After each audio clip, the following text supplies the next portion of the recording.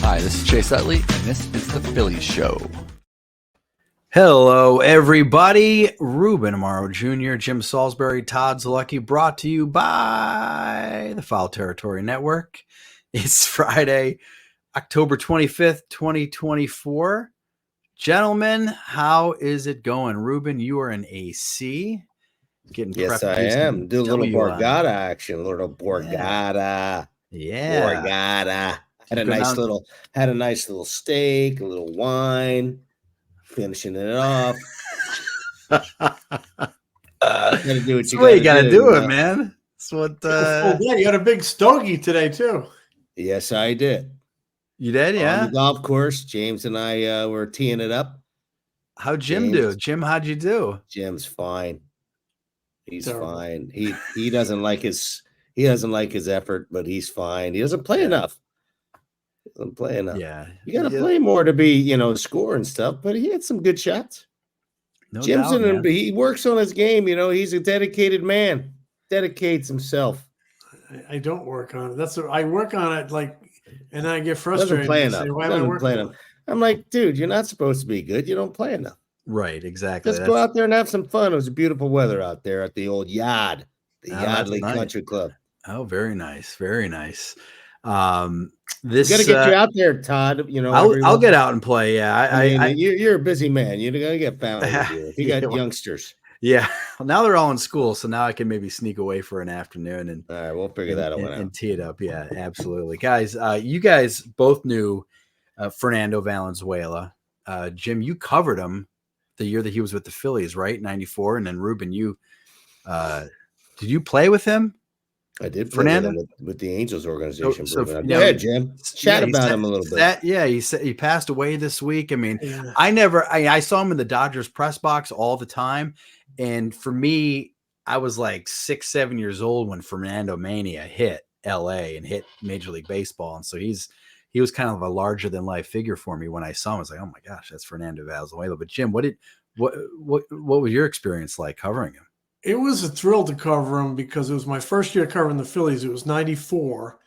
And, he had been released by the Dodgers. He went through the Angels. I think he went through the Tigers briefly, maybe on a minor league deal, then the Orioles. Baltimore. And it was a strike year, 94, and the Phillies were kind of running out of pitching. They signed him as a free agent in June. And I went back and looked at his day by days just to refresh my memory. And so he actually pitched pretty well for the Phillies. He made 7 starts. He pitched in 8 games, 7 starts. He only pitched 45 innings. And he only struck out 19 batters in 45 innings, but he still had an ERA of 3. So he obviously knows how to pitch, right? But out of those, he made 7 starts for the Phillies, and 4 of them were quality starts. Okay. And his second start with the Phillies was, of all places, in Dodger Stadium against the Dodgers. Wow. And he pitched 6 innings, 2 runs. And I was talking to Bob Brookover yesterday. We both covered that game. And we were talking about Fernando. And Bob reminded me that we were kind of looking at him in the clubhouse and walking back upstairs at Dodger Stadium talking about how happy Fernando was to come back to Dodger Stadium and pitch so well. But so it was a thrill to cover him because I actually remember Fernando Mania in 81. And I also looked up his 81. So he debuts. This is his rookie year. He got a little cup of coffee the year before, pitched in relief. But he debuts in 81. 8 straight complete games. Wins them all. 8 straight wins, all complete games. 5 of them are shutouts. And here's the astounding thing. Fernando pitches 5 shutouts in his first 8 starts of 81. The leader in the American League this year had 1 shutout. There were 5 shutouts in all in the American League. 5. Fernando had 5 in his first 8 starts in 81. Crazy different game, right? But no doubt. And then, he passes away in 81. He won the Cy Young and the Rookie of the Year, and that was the year the Dodgers and the Yankees played in the World Series, right? Yeah. And right. they're going to play in the World Series again. So he was a like I said, I used to see him a lot at Dodger Stadium back when I was getting a Dodger dog in the back room there, and a very kind and friendly guy. And it's always sad when we lose these great characters. He was a real character too, because he really galvanized maybe the Latino fans in Southern California. And there were a lot of them, and they all came to the stadium loving on Fernando, and he loved them back with that big smile and that Scroogey. Remember the Scroogey, Ruben? Oh, yes. Oh, yes. I do remember it. I don't think I ever faced it. You did not. I don't think Ruben, I looked it up. It. You never faced him.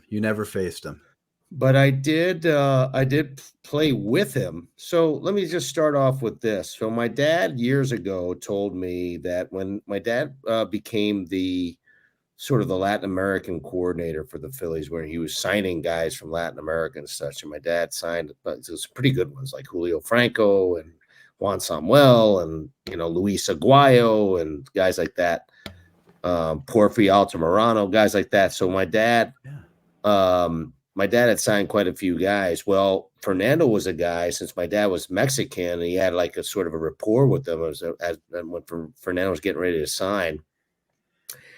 And I don't know what he signed for. I don't know what the number was. It was like $25,000 or $30,000 or something like that with the Dodgers. But my dad was begging. I remember him begging Dallas Green and Paul Owens for like $5,000 or $10,000 extra dollars. If we get $5,000 or $10,000, we can outbid these guys. We can get Fernando. I guarantee I've got a great relationship with him. They wouldn't give it up. Because I don't think they had seen him. So it was hard for them to, looking at this little semi-porky little left-hander, who didn't throw really hard, but really knew how to pitch. And you can imagine, I think there was an era when I think John Denny, Steve Carlton, and Valenzuela could have been on the same staff. Can you imagine that staff in the 80s? But I will say this. I got a chance to play with him when he was sort of trying to make his comeback. He got hurt after like the 90 season or something. He was trying to make a comeback, and he came back with the Angels.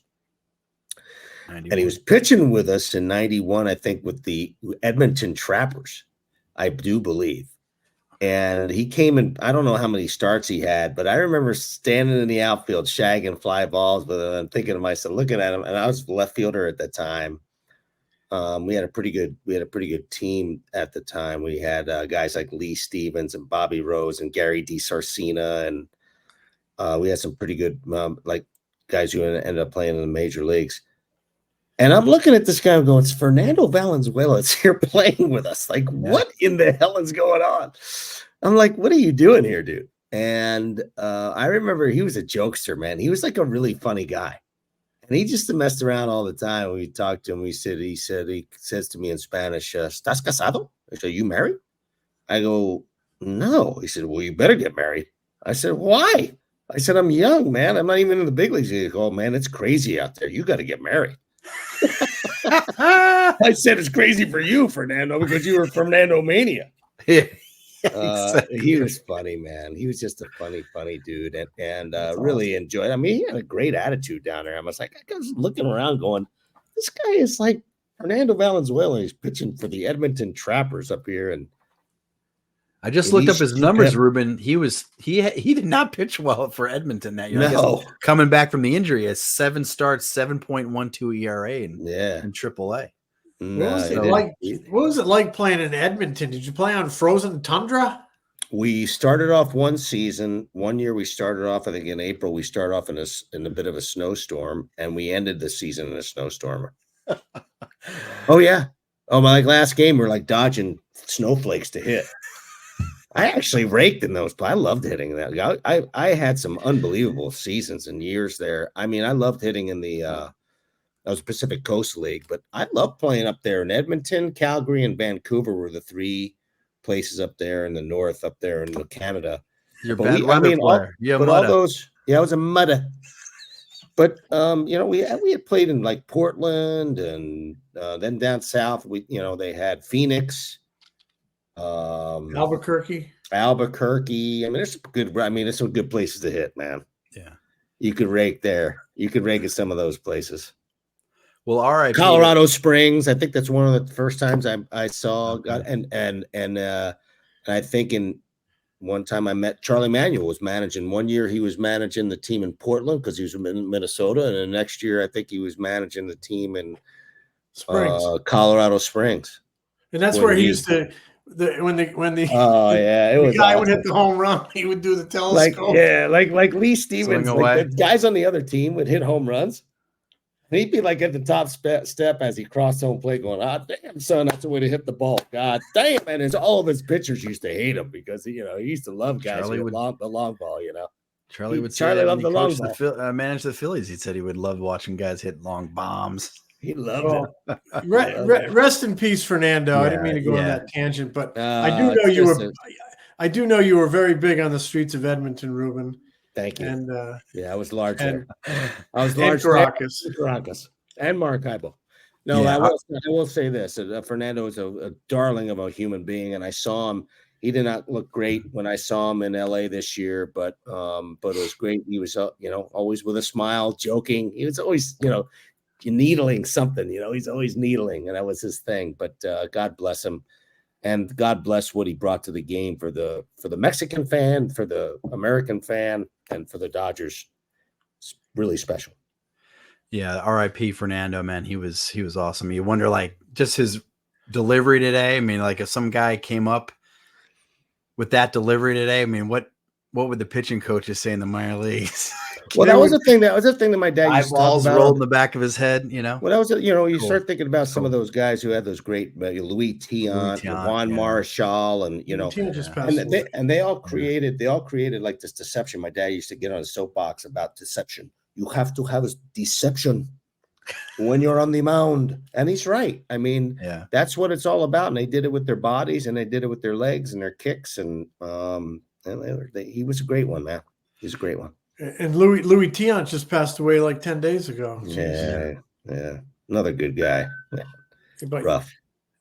I mean, you're right about Louis' deception. I mean, that he turned his body and he threw his legs and hips at you, but that was born after he had hurt his arm. Right. I think he hurt his arm with Cleveland, and then he added a lot of that deception. And when he got to Boston, and what a incredible big game pitcher Louis Tiant was. The other thing I wanted to say about Fernando that people may not remember is, and they talk about his pitching, but the dude was a great athlete. He was a Gold Glove level. He's a Gold Glove level defender. He was a good hitter, and he actually ran pretty good. I mean, he looked like he was like really spindly legged, and he kind of had a funky little body because he had a kind of a chunky big barrel chest. But he was a really good athlete, man. He could do some things now. He had 10 home runs in the big leagues. Thank you. There you go. Amen. Won some Silver Slugger awards back in the day when pitchers could win that. So thank you very much. Yeah, there you go. One guy pitching right now, Andrew Painter, I wanted to mention him, is in the Arizona Fall League. Andrew Painter on Thursday night pitched 3 scoreless innings, gave up 1 hit, struck out 3, fastball touched 99. Threw 32 pitches, 26 for strikes, guys. Andrew Painter on the radar for the Phillies, of course. Dave Dombrowski mentioned him a couple weeks ago at the post-mortem, but some solid signs from Andrew Painter. I mean, just 2-3 innings, but throwing strikes, throwing hard, getting batters out. I guess he was throwing this some like slider. He's throwing a softer one for strikes and then throwing a harder one to get guys to chase. And he broke that out tonight with some success. So that's some encouraging that. I mean, if you're letting the ball go like that, 99, that bodes well in terms of how healthy you are. Now it's about, building back up and getting strength and arm strength and building a workload again. Yeah. So it's good to see he's healthy. That Arizona Fall League is really great for pitchers like Andrew Painter who have lost time with injury and are now ready to get back on the mound. You can do it in a competitive situation. A healthy pitcher who's maxed out on his innings in the minor league season, you're not going to send him there. But it's great for those guys who are rehabbing and want to do it at, game rep speed. I like the controlled environment for pitchers. There's no question. There's not really great pitching there. I mean, guys are most organizations are really scared about utilizing their pitching. But for guys who are coming back and trying to rehab and build their arm strength and build some of their confidence, that's good. I prefer to have the position players go and play somewhere in winter ball just because they're going to face better competition as far as the overall pitching is concerned. Like I always try to push guys, and I guess guys like Victorino and Jimmy Rollins and those guys will tell you that was a great experience for them playing overseas. That's a real great development tool. But there is a place for that in Arizona, and I think guys obviously feel safer there. They're playing in a safer environment and such. But it's a great sign to see Painter throwing the way he is. People are going to be clamoring for him, Jim. They're going to be clamoring for him. He's got to be in the big leagues. He's got to be the number 5 starter. He's got to be there. And then Dave Dombrowski is going to say the same comment I said about Nolan, say, man, you guys don't know what you're doing. You fans don't know shit about it. And then you're going to get him fired too. No, they're going to take it their time with the man. Yeah. And I'm very much in favor of them taking their time with this kid. And we'll see you like in July, whatever.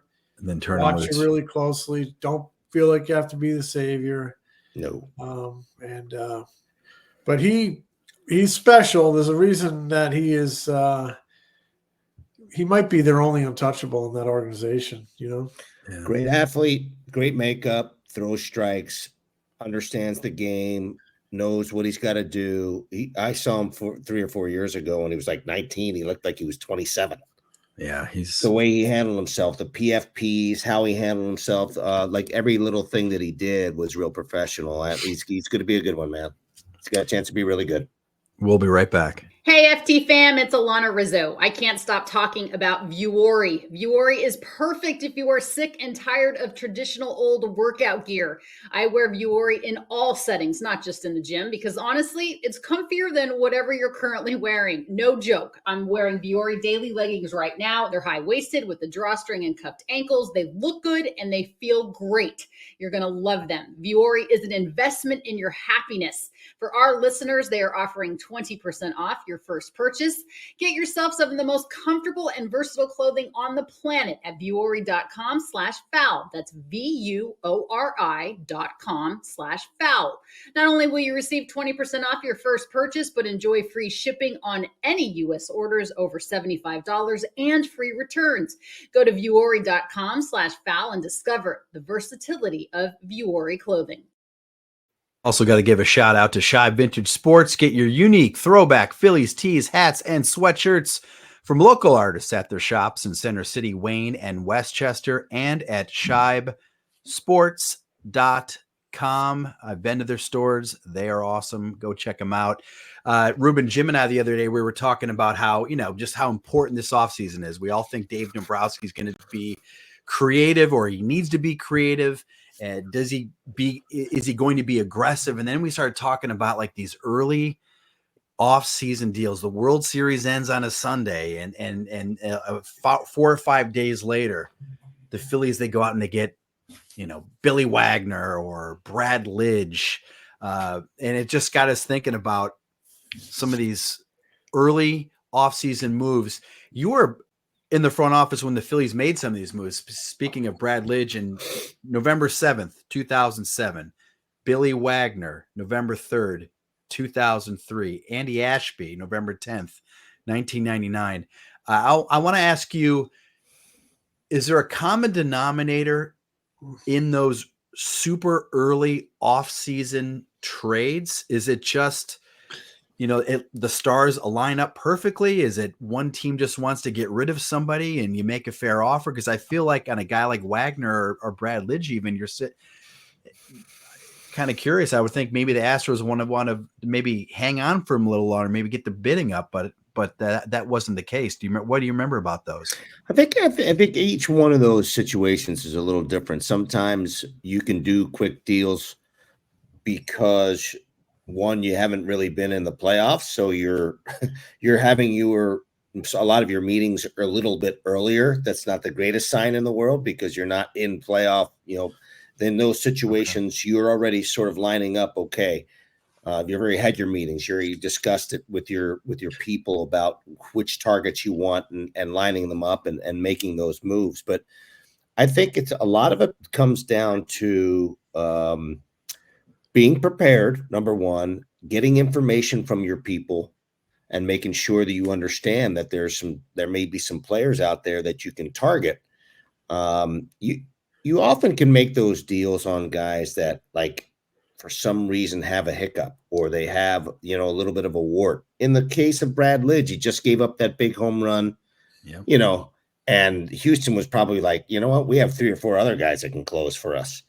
Let's just, it's not gonna work. After that home run he gave up, he may not be the guy. So yes, we were, at that time we were actually looking for starting pitching, and because we couldn't find any, because there was not a whole lot on the free agent market, we weren't going to be paying a ton for it.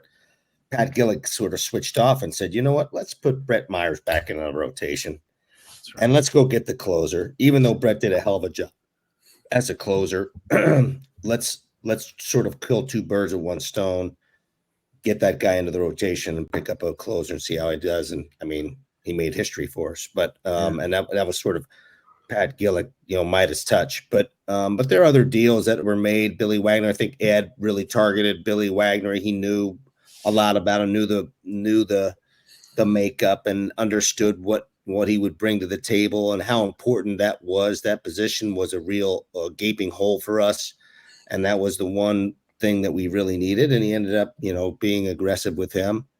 I think some of Ed's contacts with the Houston Astros, with the people on that organization, Tal Smith and others, I just think he had a lot of information about that. I mean, that was a big move for us. Yeah. Billy was phenomenal. He came and pitched his rear end off for us. He was great. But these were like really strike quick deals. I got to think they were a little bit on your radar screen, even like in the second half of the season. I mean, it was clear Lidge, like you said, was going to get traded. He just had a tough time holding on to that closer's job his last year in Houston. It was time for a fresh start. Earlier than that, in '99, you guys, I mean, there's always a reason you make that early trade. You guys needed to close it. But in '99, when you get Andy Ashby from San Diego, I mean, things were starting to trend upward a little bit. The team was getting a little bit better, and you had Schilling. And the feeling was, if you can get Ashby, you'll have a really excellent 1-2 punch. Yep. And you made that trade at the GM meetings. I remember they were somewhere in Southern California when you guys made that trade. I wrote it down. That was Adam Eaton, Carlton Lower, and Steve Montgomery go the other way. You get Andy Ashby, and the feeling. I remember the excitement. There was some excitement that, hey, wow, we got 2 pretty good pitchers, and then. So you get Ashby at the GM meetings, and then like 5 weeks later, the winter meetings come up, and that's when it's announced Schilling needs shoulder surgery. So yeah, that was an awful combination of things happening, because we were really excited about having Andy Ashby slide into that number 2 slot. We ended up going with as good a 1-2 punch as you can get, other than what they were firing out there in Atlanta. So, we were pretty excited about it, and we found out that Schill's shoulder, that he was not good and that we might lose him. And that really hurt us, because Andy really wasn't necessarily prepared to be a number 1. We knew Andy well. I mean, I was his teammate when he first came to the big leagues in '92. I played with him, and he was coming through the system, and then he ended up getting traded, and then he came back. We got him back, but we liked him. We liked everything about him. Great guy. I think he probably was feeling the pressure of having to be that number 1 guy, and did not, he had to face the number 1 every single time, and he really struggled. And he got like this really weird finger infection. Believe it or not, he got a finger infection. Do you know how he got it? Changing a diaper. and he got like a sort of a form of MRSA or an infection in his finger. He didn't, because he had a blister or something, and it ended up, the fecal content ended up like making, I'm serious. That's crazy shit. That's crazy shit, but it's true. Literally. Pun intended. That is crazy. See, now I just got now I just got an excuse not to change my 18-month-old diapers. I gotta say, I don't want to get. Hey, listen, no cuts. That's the last. I got to write with these fingers. I can't be getting an infection. That's crazy, but then it ended up affecting him. Oh my god! I mean, obviously, if you one of your I can't remember, it was the index finger or his middle finger, but one of his pitching fingers, man, no good. That never made Jason Stark's list of wild and crazy injuries. Maybe we ought to get him on the phone. That's because my man Jeff Cooper kept it on the down low. Wow. Ruben, for pound. Those so for the fans that don't aren't in these the war rooms when these trades are hashed out, as much as you remember about Lidge, Wagner, and if you could relate it maybe to today with Dombrowski and what they're doing, do those things happen quickly, or had you guys already touched base with Houston for like weeks and weeks, and this was just the culmination of that, or was it as simple as, Ed or Pat calling whoever with the Astros on a Thursday and the deal's done on a Sunday? It's funny. Every trade has its own sort of lifeline. Sometimes you have discussions with a guy in an off season prior, and then you have another discussion with that same guy about other players in their system during the trade deadline, and then leading up to it. I mean, there's all different ways that these things can happen, and you sort of build relationships and build ideas and think about things and throw things out there. And you also try to get as much information from your scouts as you possibly can about, background, number one, on the player, but also background on how this organization feels about this player, what this organization likes from our organization. There's just so much information that can be gleaned from people who do a really good job of scouting. So information gathering is one of the biggest things you could possibly be able to do. And I think Pat Gillick was Hall of Fame level as far as that is concerned. I think Ed did a great job of it because he built relationships with his scouts, and he tried to gain information. I tried to gain as much information from anywhere from a clubhouse guy to a trainer to whomever, to try to glean some information about does this manager like this guy? Does this organization like that? Sometimes the manager likes the guy and the front office doesn't, right. Vice versa. There's all types of dynamics that go on.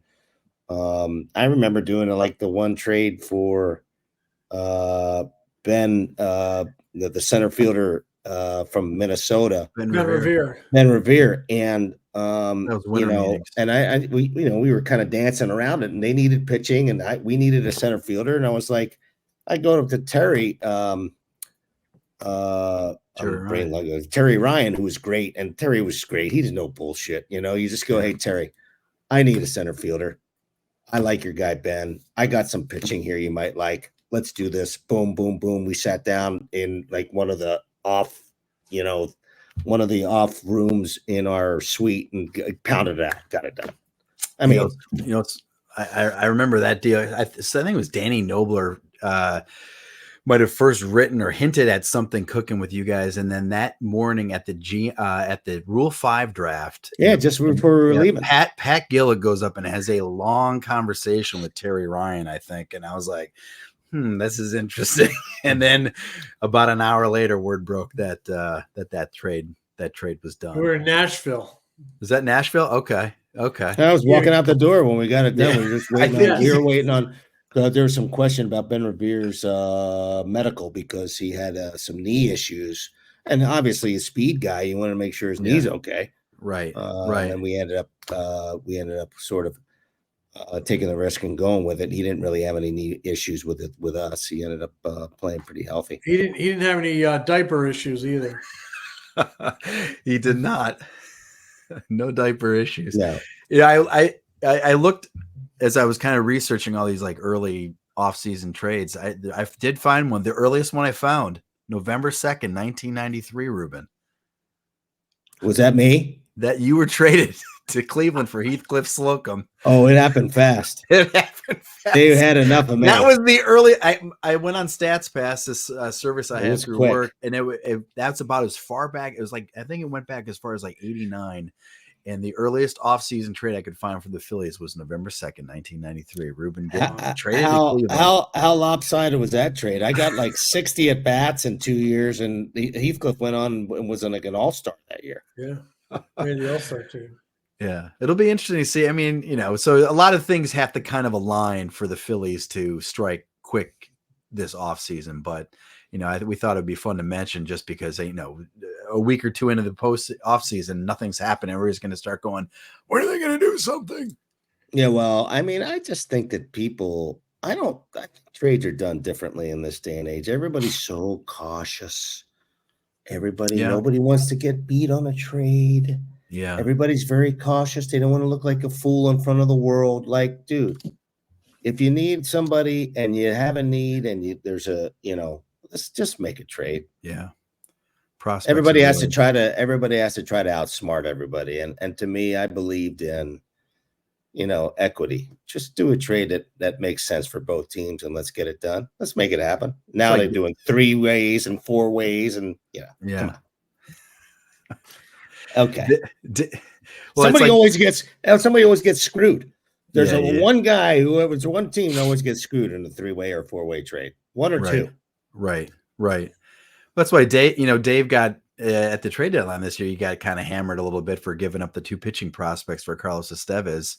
Then that was a steep price to pay for a guy in his free agent year. But now I'm sure if he leaves and one of those guys pans out, Sam Aldegheri or George Clausen pans out, they'll get killed for it. But if it had worked the other way and they had won the World Series, and you just don't know at the time. Either you want the player and you go get the player, or you get scared about it and you go, I can't give up George Clausen to get Estevez. And then what if you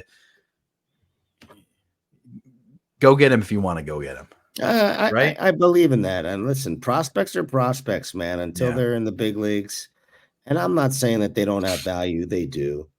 Sure. But the reality of it is you can talk about a prospect in A-ball, AA. I mean, I got burned by that several times. So prospects are prospects, and major league players are major league players, especially if they're playing well and you have the right information on them. Right. Guys, World Series, game 1 of World Series Friday night at Dodger Stadium. Who are you guys taking? We nailed the NLDS predictions. Did we miss it completely? Well, we all picked the Phillies to beat the Mets in the NLDS. Oh well, yeah.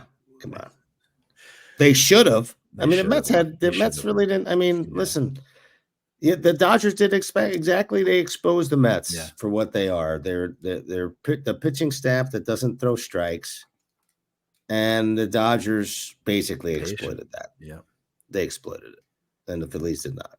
What do you got, Jim? I'm a little torn. I mean, I think I'd give the starting pitching on the Yankees side. Sure. You got Cole in game 1, but I do like that Dodgers lineup, man. They're tough and they're deep. I don't know who. I guess if you're making me make a pick, I might pick the Yankees. I feel like they got something brewing. Those 2 big guys in the middle. The starting pitching, but the Dodgers are tough and dangerous. Betts and Freeman, Ohtani, Muncy, Tommy Edman, probably misses. Teoscar Hernandez. I mean, gosh, it should be a very good series. Really, 2 great teams, 2 big payrolls, 2 big cities, 5 MVPs. You got Giancarlo Stanton came alive. Ugh. How many times you try to trade for him, Ruben? I told one of the GMs one time, who was it? I can't remember what it was. I remember the text I sent out. You can have anybody and all the players in my organization for Giancarlo. Mike Hill, I think it was. It was Mike Hill. That's exactly what it was. Oh, so and I actually asked he said, I think we're going to hold on to him. I'm like, okay. I want to see if this is true. I said, it's wide open. Take them all. I asked you a question one day about Stanton, like kind of just a regular old question. And you said, I've tried to trade for him 10 times. I did. And I quoted you saying that. I think the Miami Marlins were coming into town, and I quoted him as saying, I've tried to trade for Giancarlo 10 times. And did you get a call from the commissioner's office about that? Nah, I got a call from the commissioner's office on something else. Yeah, I thought you did. Because you can't. Maybe I did. Maybe I did. I thought maybe somebody, or maybe the commissioner's office called somebody and said, No, Ruben. You can't talk about other players. That's such a lame rule. I mean, I get it, but who do you guys got in the series? Well, I would like to see the Dodgers win because I love Ohtani. Who doesn't love Ohtani? I love Freddie Freeman. Mookie Betts, come on, he was a guest on the Phillies show. You gotta pull for that guy. Yeah.